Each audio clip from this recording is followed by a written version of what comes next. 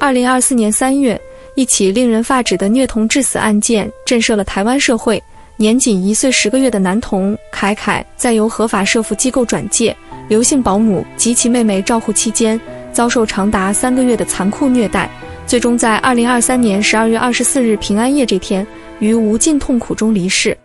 凯凯出生于2022年，来自一个功能相对弱势的家庭。据媒体报道，他的生母因经济困难及个人问题无力独自抚养，而生父情况不明，疑似失联或同样无法承担抚养责任。凯凯的生母身世颇为坎坷，2021年，她因感情纠葛犯下重罪。生母因不满男友另结新欢，将对方关在家中凌虐4小时，并强迫其吸食毒品，直到受害者逃脱并报警，事件才曝光。生母因此被逮捕并收押，但因当时怀有5个月身孕，成功向法院申请以3万元新台币交保。然而，产下凯凯后，他竟失联逃亡超过1年，甚至因为出庭而被法院通缉。凯凯的生父则自始至终未现身，留下凯凯几乎从未被亲生父母抚养。在凯凯出生后不久，其外婆因无力独自照顾，向新北市社会局求助。社会局介入后，评估原生家庭无法提供稳定环境，决定为凯凯寻找长期安置方案。由于外婆希望凯凯能被合法收养，案件被转介至在收出养领域经验丰富的儿福联。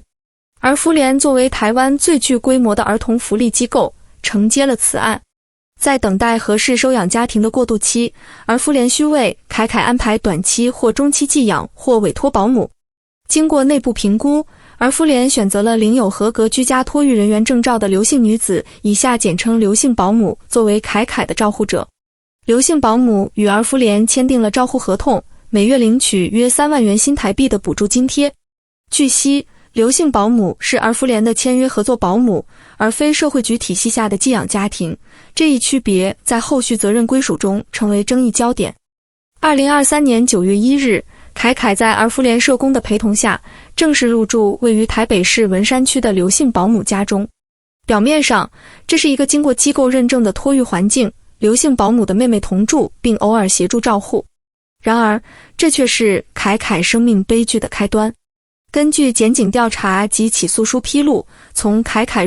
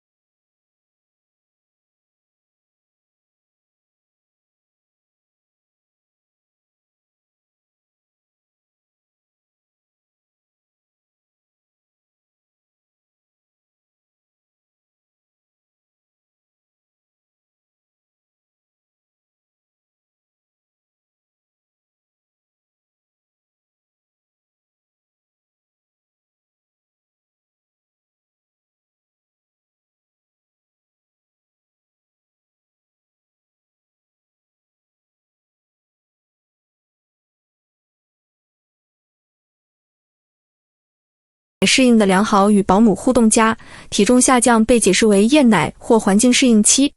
报告附带的照片显示，凯凯虽偏瘦，但表情尚可，未见明显受虐痕迹。这与凯凯最终的惨状形成巨大反差，引发对访视真实性的质疑。凯凯额头的大片淤青曾被保姆解释为跌倒撞桌角，社工未予深究，直接采信。调查怀疑社工可能为实际检查凯凯身体被保姆蒙蔽，甚至可能配合造假。2023年12月24日，平安夜本应充满温馨，却成为凯凯生命的终点。当天上午，刘姓保姆发现凯凯呼吸微弱，心跳停止，失去生命体征。他未立即拨打119，而是先联系妹妹，试图自行施救，但方式可能不当或无效。拖延一段时间后，他才叫来救护车，将凯凯送往台北市立万方医院。凯凯送抵医院时已无生命迹象，急诊医护发现其全身遍布新旧伤痕，面积之大，种类之多，程度之严重，远超意外所能解释。医护人员判断这绝非意外，立即启动儿少保护医疗服务流程，向台北市社会局及文山第2分局通报。警方接获通报后迅速介入，前往医院了解情况，并询问刘姓保姆。保姆坚称凯凯的伤势跌倒、玩耍、碰撞或磨牙所致，对延误送医、多处骨折等关键问题闪烁其词，试图归咎于凯凯难带、自残或先天疾病。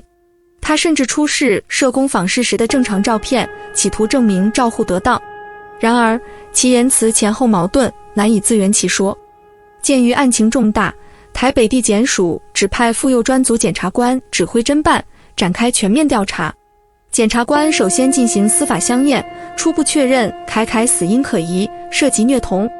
为厘清死因及伤害机制，检方安排法医研究所进行解剖。